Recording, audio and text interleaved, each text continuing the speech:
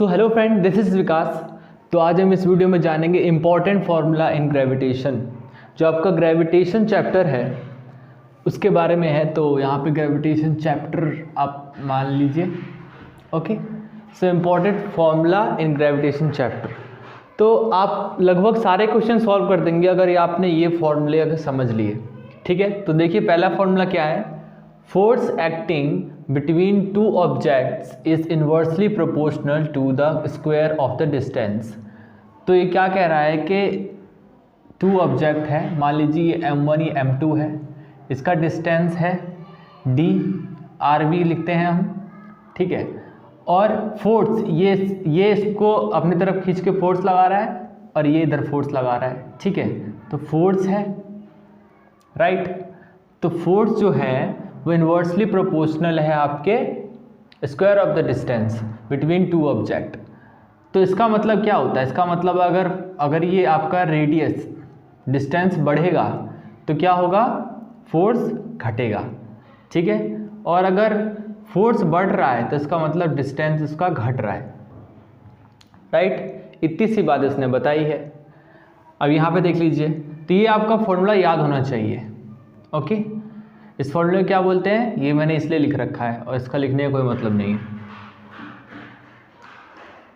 Second question क्या है, according to the universal law of gravitation force exerted on an object of mass m। ठीक है, तो universal law of gravitation के हिसाब से आपका ये वाला फॉर्मूला लगेगा। तो क्या करेंगे एग्जैक्टली आप, ये m1 m2 है आपका, मान लीजिए एक कैपिटल M है, एक कैपिटल M2 है, मतलब ये स्मॉल m है। ओके, आपका रेडियस दिया रहेगा, ये जो आपका है ग्रेविटेशनल कांस्टेंट ये दिया रहेगा। तो आप समझ जाना कि आपको क्या निकालना है। तो according to the universal law of gravitation force exerted on an object of a mass. ठीक है, किसी भी मास पे अगर कोई फोर्स ऑब्जेक्ट होता है, फोर्स डाला जाता है, तो आपको ये वाला फॉर्मूला उसमें लगाना है। ओके, अच्छा, या फिर अगर आपको ये अगर थोड़ा समझ में ना आ रहा हो तो आप इसको ये भी कह सकते हैं, न्यूटन्स लॉ ऑफ ग्रेविटेशन। आपके पास क्या क्या रहेगा, तो ये तो मैंने लिख ही दिया है, एक ही ऑब्जेक्ट और ये एक ऑब्जेक्ट रहेगा, यहाँ का डिस्टेंस रहेगा, ये इसको फोर्स लगाएगा, ये इसको फोर्स लगाएगा, तो आपका ये फॉर्मूला तैयार होगा।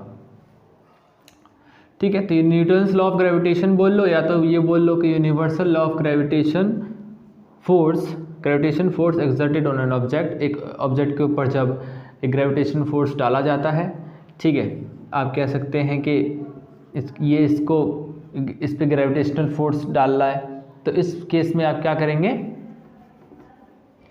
ये वाला फॉर्मूला यूज़ करेंगे। आपको सब पता चल जाएगा धीरे धीरे, अभी कंफ्यूज जाओगे, क्वेश्चन आएगा तो आपको सब पता चल जाएगा। आप बस अभी फिलहाल इतना याद रखिए।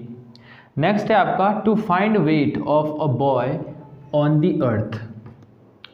अगर वेट फाइंड करना है तो आपको क्या करना पड़ेगा, मास चाहिए और वहाँ का एक्सेलरेशन ड्यू टू ग्रेविटी चाहिए। तो चलिए अब फोर्थ देख लेते हैं कि weight of an object on the moon. अगर मून पे कोई ऑब्जेक्ट का वेट हम वे करें तो कितना उसका वेट आएगा। तो ये वेट ऑफ मून मतलब किसी भी ऑब्जेक्ट का वेट दिया हुआ है मून पे, m मतलब मून, w मतलब वेट। तो मून पे वेट जो है वो अर्थ के वेट के 1/6 टाइम होगा। मैं बता देता हूँ, जैसे कि मान लीजिए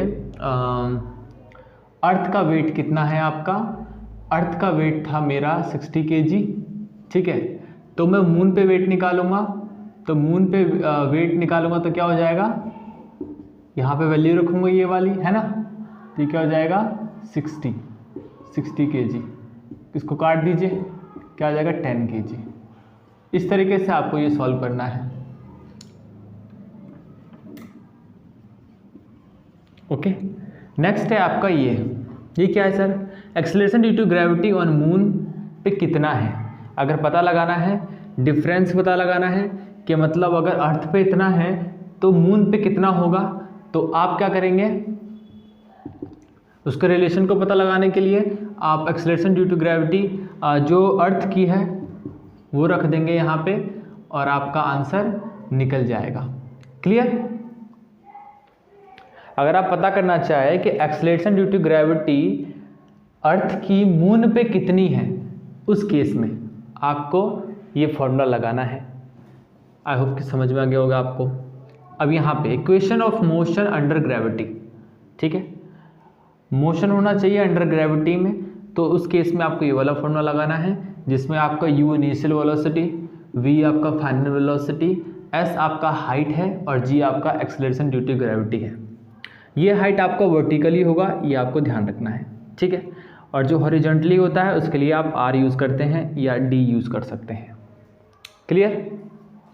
next 7, to calculate gravitation between earth and sun में आप ये वाला फॉर्मूला लगाएंगे।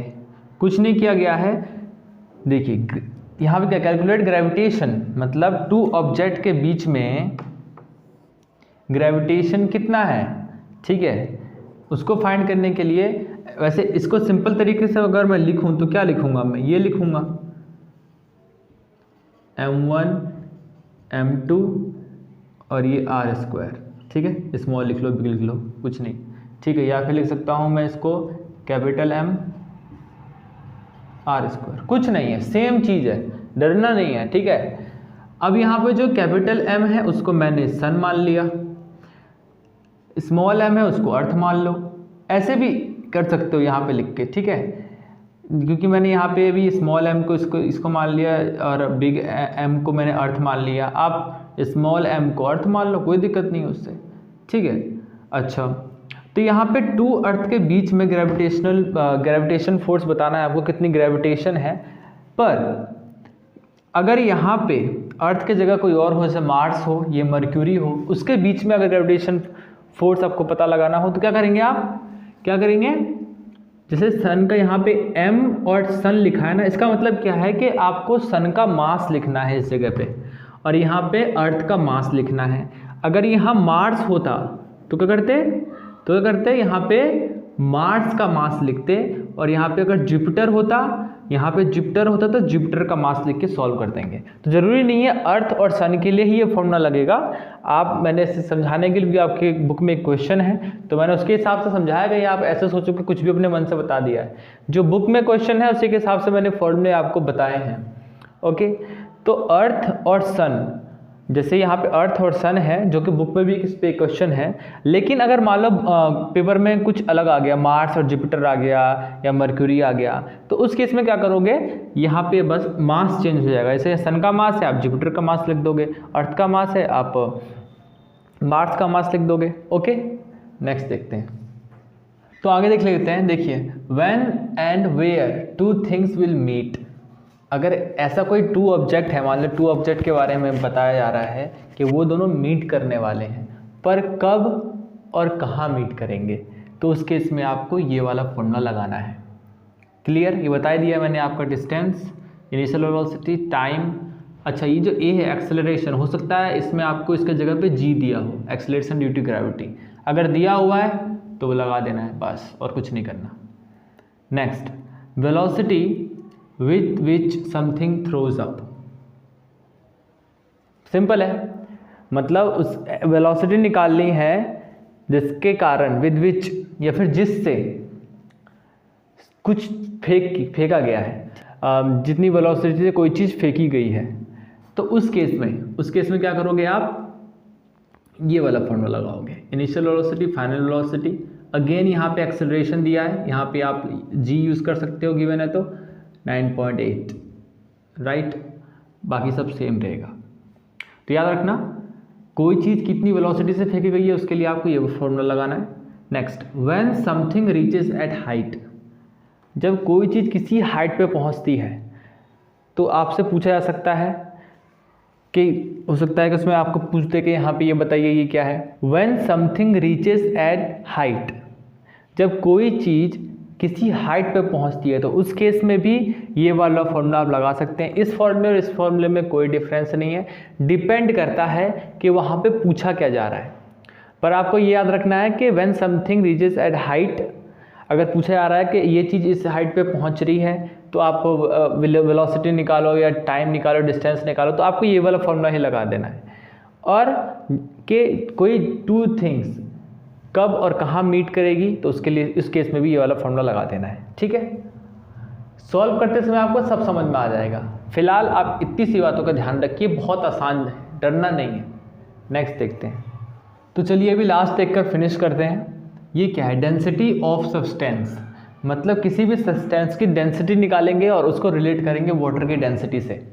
ओके, तो कैसे सॉल्व करेंगे, आपको ये वाला फॉर्मूला लगाना है, density of substance is equal to mass of substance upon volume of the substance. जब ये आपका निकल जाएगा तो वाटर की डेंसिटी कितनी है, 1 ग्राम सेंटीमीटर माइनस ये क्यू हो जाएगा। ठीक है, क्योंकि आप इसको ऐसे लिखते हैं 1 ग्राम, ठीक है, क्यू में लिखते हैं। अच्छा, तो जब आपका ये निकल जाएगा डेंसिटी किसी भी सब्सटेंस का, तो आप कंपेयर करके देखोगे कि उसकी डेंसिटी वाटर की डेंसिटी है से कम है या ज़्यादा। अगर इसकी डेंसिटी जिसका भी आप निकाल रहे हैं उसकी डेंसिटी वाटर की डेंसिटी से ज़्यादा है तो क्या करेगी, वो सिंक कर जाएगी, डूब जाएगी वाटर में। लेकिन अगर इससे कम है, जितनी ये वैल्यू दी हुई है वाटर की, अगर इससे कम है तो वो फ्लोट करेगी, फ्लोट। ओके, तो याद रखना माइनस पे, कम पे फ्लोट करेगी और प्लस पे क्या करेगी, सिंक कर जाएगी। क्वेश्चन किस तरह से आएंगे ये मैंने कुछ हिंट दे रखे हैं, जैसे कि volume of 50 gram of a substance is 20 centimetre cube, या फिर volume of 500 gram sealed packet is 350 centimetre cube. अब आप यहाँ पे कंफ्यूज हो रहे होंगे कि यहाँ पे सब्सटेंस है, यहाँ पे सील्ड पैकेट है, तो सर कंफ्यूज नहीं हो जाएंगे, बिल्कुल हो सकते हैं। आपको क्या ध्यान रखना है कि देखिए यहाँ पे कोई भी वैल्यू आपका ग्राम सेंटीमीटर क्यूब में लिखा रहेगा, या इस तरीके से आपको लिखना है। तो क्या समझ में आया, आपको ग्राम देखना है पहले, ग्राम में है कि नहीं, यहाँ पे ग्राम है तो ये वाली वैल्यू आप यहाँ पिट कर दो। क्लियर, फिर क्या देखना है आपको, सेंटीमीटर क्यूब, सेंटीमीटर क्यूब है। अच्छा, तो हमें हमेशा ये देखना है कि ग्राम है, सेंटीमीटर क्यूब है, तो इसका मतलब आपको डेंसिटी ऑफ द सब्सटेंस का फॉर्मूला लगाना है। दोबारा बोल रहा हूँ, आपको देखना है ग्राम है। अच्छा, याद कैसे रखना है आपको, आप बस वाटर का डेंसिटी याद रखना, वाटर की डेंसिटी 1 ग्राम सेंटीमीटर क्यूब होता है। ठीक है, 1 ग्राम सेंटीमीटर क्यूब होता है। इससे आपको क्या लग जाएगा कि कोई भी क्वेश्चन आएगा तो उसमें ग्राम में दिया होगा, ठीक है, और दूसरा इसका क्या दिया होगा, वॉल्यूम, जो कि सेंटीमीटर क्यूब में दिया होगा। तो ये क्या है आपका वेट कह सकते हो, ग्राम लिखा है तो वेट या मास कह लो। ठीक है, और ये आपका क्या हो गया, वॉल्यूम हो गया। आई होप कि आपको समझ में आ गया हो। इस वीडियो में इतना ही, फिर मिलते हैं नेक्स्ट वीडियो में, तब तक के लिए bye bye, have a great day.